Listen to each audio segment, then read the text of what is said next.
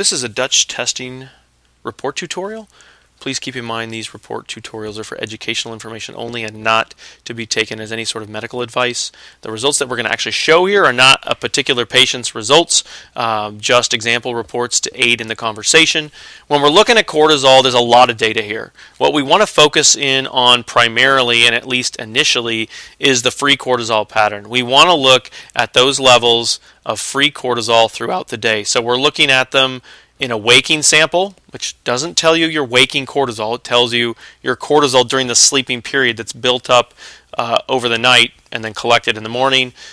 The first 2 hours of the day, there's usually a fairly large surge of cortisol, which has dropped down quite a bit by around dinner time when the afternoon collection is done. And then the lowest value is usually the bedtime sample. So we want to look at these four values. We want to look at the actual pattern for dysfunction there, and then we're going to add them up.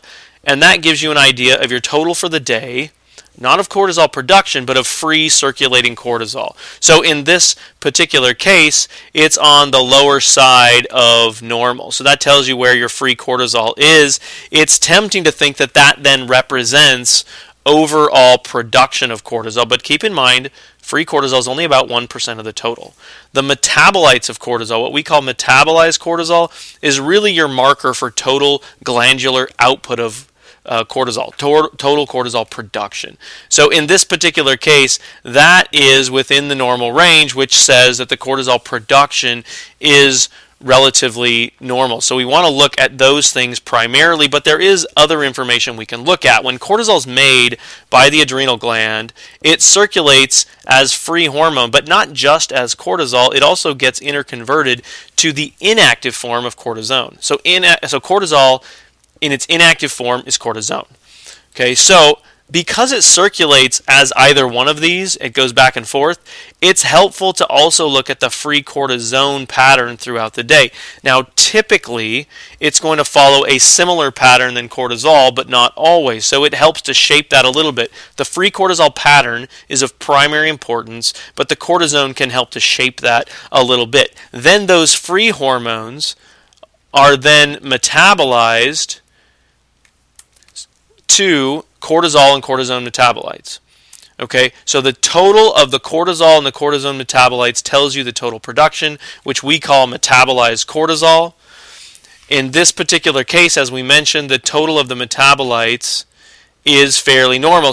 But when these metabolites are higher than the free cortisol, just generally speaking, that implies that cortisol clearance or cortisol metabolism is somewhat upregulated, which you'll see in obesity, high thyroid, long-term exposure to cortisol.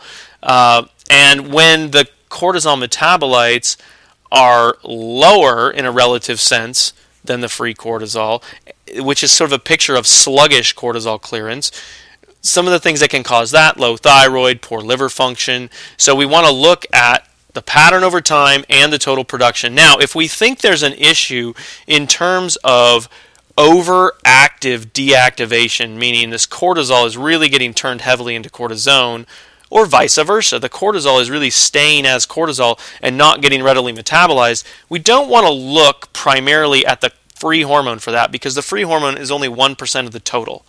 Okay, we want to look at the metabolites. Do I have more cortisol metabolites or more cortisone metabolites? That question is answered in this index that looks at the ratio of those. So if it's pointing more towards cortisol, that's a patient who's hanging on to that cortisol in its active form more. If, on the other hand, cortisone metabolites are preferred, then there's more of a deactivation going on of the cortisol. So I hope that's been helpful. If you have any questions, please reach out to us or you can see more information at dutchtest.com. From a patient perspective, if you have questions, please do talk to your healthcare provider, and we thank you for testing with us.